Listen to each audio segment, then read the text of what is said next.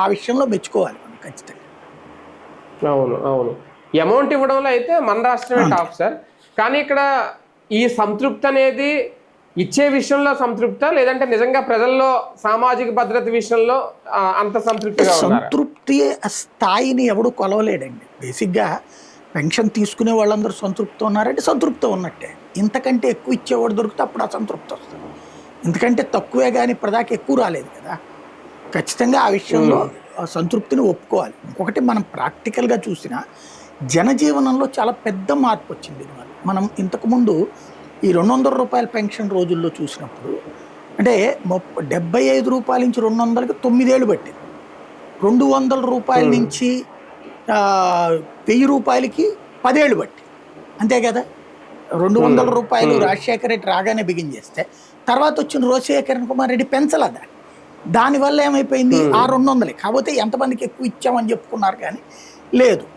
ఈయన చంద్రబాబు గారు 1000 రూపాయలు ఇవ్వడం ఒక ఎత్తు అయితే 2000 అయ్యేటప్పటికి అంటే ఈ 1000 రూపాయల వరకు కూడా వృద్ధుల వరకు ఉపయోగపడింది.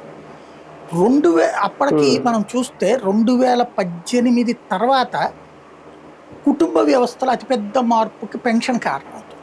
ఓ రకంగా సామాజిక పరమైనటువంటి అతిపెద్ద మార్పు.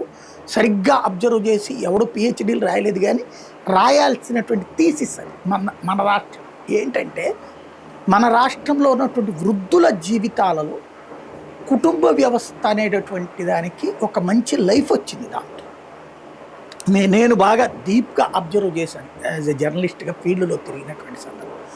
అందులో లేబర్ ఏరియాల్లో ఎక్కువగా తిరుగుతాను నేను ఈ ఫీల్డ్లో ఉన్నప్పుడు. అందువల్ల అంతకుముందు ఎట్లా ఉంటుందంటే ఒక అమ్మా నాన్న కలిసి కష్టపడతారు. ఈ పేదల్లో ఇద్దరు కూలి పని చేస్తారు, ఇంకోటి చేస్తారు, పిల్లల్ని పోషిస్తారు. పిల్లలకి ఒక వయసు వచ్చేటప్పటికి పెళ్లి చేస్తారు. మనకు మళ్ళీ 21 తర్వాత చూద్దాం, 30లో చూద్దాం